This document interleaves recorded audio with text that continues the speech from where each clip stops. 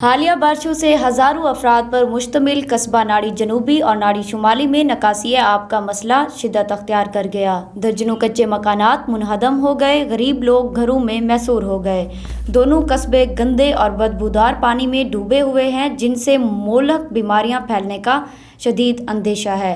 मकामी लोगों का कहना है, अरसा 20 साल से हमारे मसाइल पर तवज्जो नहीं दी गई। वोट लेकर मेंबरान असम्बली गायब हो जाते हैं। मसाजिद और इमाम बारगाह में जाने के लिए रास्ता नहीं है और ना आज तक सीवरेज लाइन बिछाई गई। इस तरह सेहत और सफाई का निज़ाम भी ना होने के बराबर है।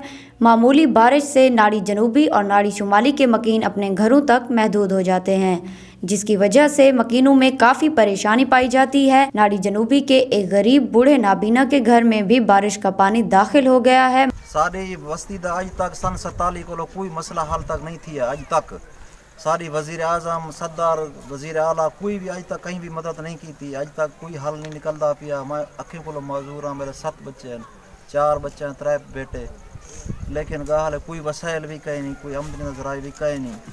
सारी कोई भी इमदाद वास्ते, कोई मदद वास्ते नहीं आया हाली तक। कोई गलियां सारी आज तक नहीं बनिया, कोई नालियां नहीं बनिया।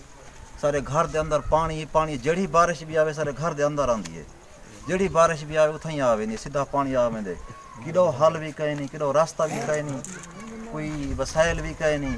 मकामी लोगों ने वज़ीर आला पंजाब सरदार उस्मान बुज़दार से मुतालबा किया कि नाड़ी जनूबी और नाड़ी शुमाली में फौरी तौर पर सीवरेज का निज़ाम बिछाया जाए। कैमरामैन आमिर सुहेल लाशारी के साथ नीलाफ फातिमा, अल मंजूर न्यूज़, तौसा शरीफ।